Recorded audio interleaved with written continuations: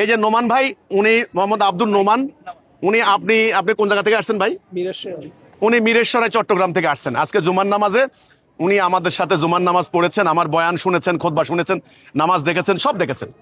উনি আমাকে দেখেই উনি আমাকে বুকে জড়িয়ে ধরে উনি কান্না শুরু করলেন। উনি দুই চোখ দিয়ে পানি নেমে যাচ্ছে। আমি বললাম যে ভাই আপনি কান্না করছেন কেন? উনি কথা বলতে পারছেন না, ওনার ঠোঁট কাঁপছে, বুক কাঁপছে। উনি বলছেন যে মাননীয় ইমাম, আমি আসলে না বুঝে সোশ্যাল মিডিয়ায় অপপ্রচারে প্রভাবিত হয়ে আমি কিন্তু অনেক গালাগালি করেছি, অনেক খারাপ কথা বলেছি। আজ আমি বুঝতে পেরেছি আপনি সত্য নিয়ে দাঁড়িয়েছেন। তো এই ভাই আজকে ওনার আপনাদের সামনে দাঁড়িয়েছে। জি, উনিও আসেন, আপনিও আসেন। বলেন আপনি কিছু বলেন যে এই যে ভুল বুঝছেন এখন সত্য।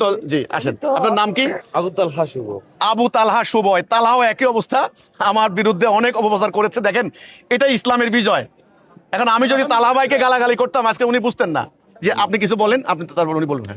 আমি তো এতদিন মনে করেন বিকৃত ইসলামের বুঝার কারণে না বুঝি সঠিকটারে মনে করেন যে ভুল বুঝিয়ে গালমন্দ বা বিভিন্ন ইহুদির দালাল এগুলা ফেসবুকে প্রচার করতাম আগে প্রচার করতেন, তাই না? এখন তো বুঝতে পেরেছেন না? ঠিক আছে, আল্লাহ মাফ করে দেবেন ইনশাল্লাহ। ইমান অতীতের সমস্ত গুনাহ মাফ করে দেয়। আমার কোনো এতে কোনো আপত্তি নেই, কোনো কষ্ট নেই, যদি আপনি ইমানে থাকেন শেষ পর্যন্ত। আল্লাহ আপনাকে ক্ষমা করবে ইনশাল্লাহ, আপনি চিন্তা করেন না। ঠিক আছে, এই মিথ্যাচারে আপনার মতো লক্ষ লক্ষ লোক প্রভাবিত হয়েছে। যে এবার আপনি বলেন। আমি আসলে এমনি সোশ্যাল নেটওয়ার্কে কিছুই লিখি নাই, তবে মনোবিত থেকে আমাদের কিছু এলাকাতে কিছু ছেলে ছিল যারা এই দলই করতো অনেক আগ থেকে আমাদের। আমরা তখন ছোট ছিলাম, তখন থেকে আমি একসময় জামাত পন্থী ছিলাম। স্বাভাবিক থেকে আমি অনেক গালমন্দ করতাম বা দেখলে কটু কথা বলতাম, কিন্তু আল্লাহর কাছে একটা পথ চাইতাম যে আল্লাহ যেন সঠিক পথটা আমাকে দেখায়।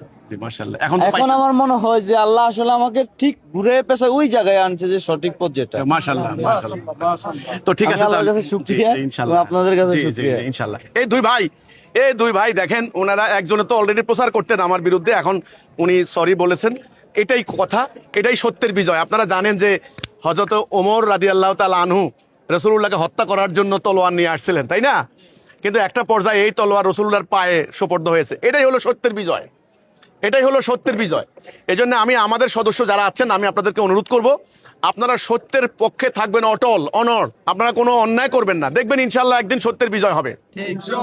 এই যারা আমরা যেটা বলি নাই, যেটা করি নাই, সাধারণ ধর্মপ্রাণ মানুষদের মধ্যে বিভ্রান্তি সৃষ্টি করছে, তারা একদিন নিজেরা লজ্জিত হবে, নিজেরা অপমানিত হবে। তো আর যারা সত্যনিষ্ঠ মানুষ ইনাদের মতো, এনারা ইনশাল্লাহ ইমান এনে তারা পরিশুদ্ধ হয়ে যাবে ইনশাল্লাহ। তো এই হলো কথাটা। জিল্লুর রহমান মানিক ভাই, আপনি যেটা বললেন যে তারা তো গালাগালি গালমন্দ, আসলে মান সম্মান তারা কারোই রাখবে না। এটা শয়তানের চক্রান্ত, এটা ইবলিসের একটা চক্রান্ত। ইনশাল্লাহ আমরা মোমেনরা যখন মাঠে নেমেছি, ইবলিসের চক্রান্ত সফল হবে না ইনশাল্লাহ।